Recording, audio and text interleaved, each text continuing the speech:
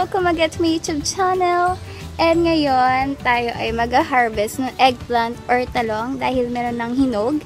And after natin mag-harvest, gagawa tayo ngayon ng isang healthy recipe na gawa sa talong. So ngayon, kukunin muna natin yung talong. Okay, mag-harvest muna tayo. So let's go!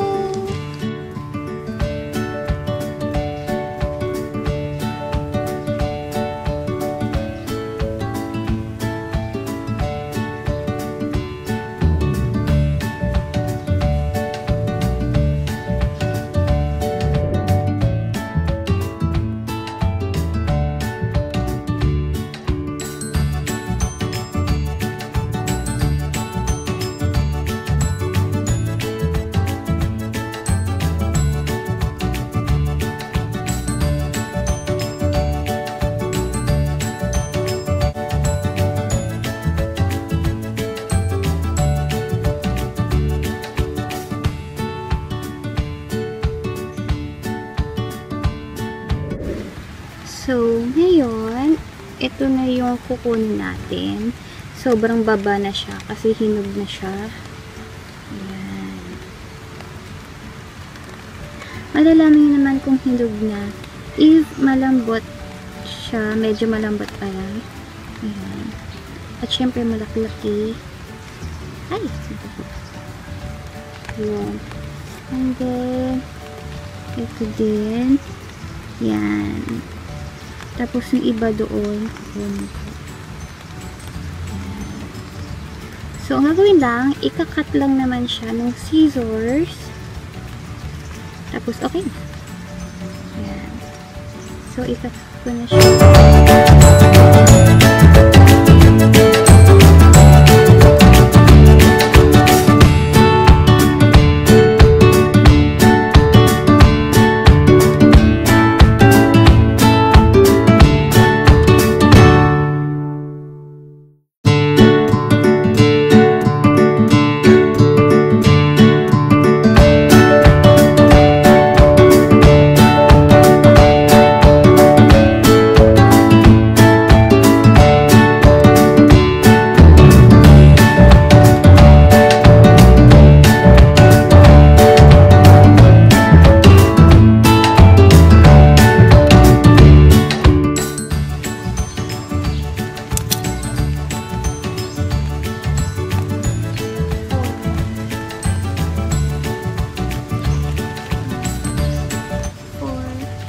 Talong ang kinuha ko.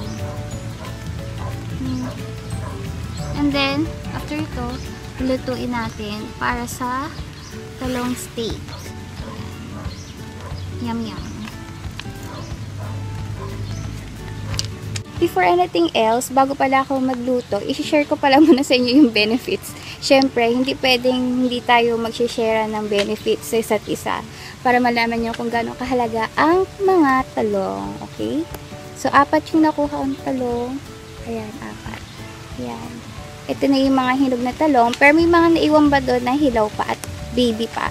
So, hindi pa natin siya makukuha. Ayan. Kaya malakas na ulan. Balik mo na sa bahay. Anyway, guys. Naabutan ako ng ulan. And ang weird ng panahon. Maaraw siya, at the same time, umuulan. Hindi lang halata sa video na umuulan. Pero umuulan, tapos umaaraw, naglalaban. Ayan. Okay? Weird.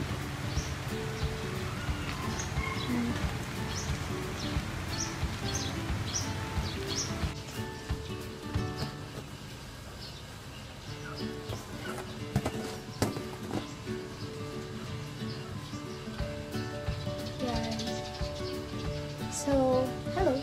So, ayun guys, ito ang na-harvest kong talongs. Yeah, 4 talongs for eggplants. Ayan. So, bago tayo mag-start ng recipe, magluto ng recipe, syempre sabihin ko muna sa inyo mga benefits ng talong. So, ang talong ay meron siyang great source of vitamins, fibers, and minerals. And naka-improve siya ng heart health, as parang carrots, and then prevents cancer, and then prevents anemia, and increases brain function. Ayun. And of course, nakaka-promote din siya ng weight loss.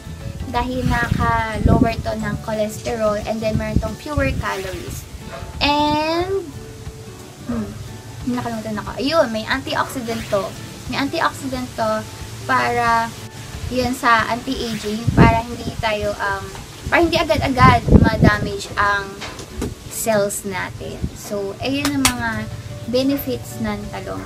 And of course, ang talong pwede siyang i-saute, i-grilled, i-roasted, or kung ano ba nang gusto nyo gawin. So, madami siyang pwedeng gawin dito sa talong na to para kainin. Maraming ways siya. So, pwedeng i-bake. Ayan, pwede siyang i-bake. Pero yung atin, gagawin natin is steak. So, gagamit tayo ng frying pan para doon.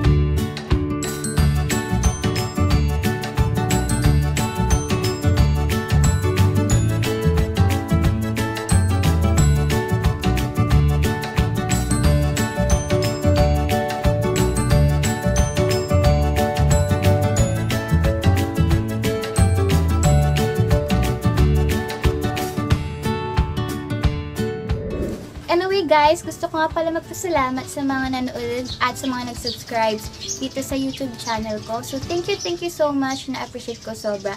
And pati sa mga nagka-comment, nag-BBM about sa vlogs. Thank you so much. At shoutout ko lang din pala si Jeric na Next Gen Life Shaper. And kasi nanonood din yung mami niya ng mga vlogs ko. So, thank you so much. And praying for more good content dito sa vlog. And syempre, more subscribers to come. So, thank you talaga so much. God bless!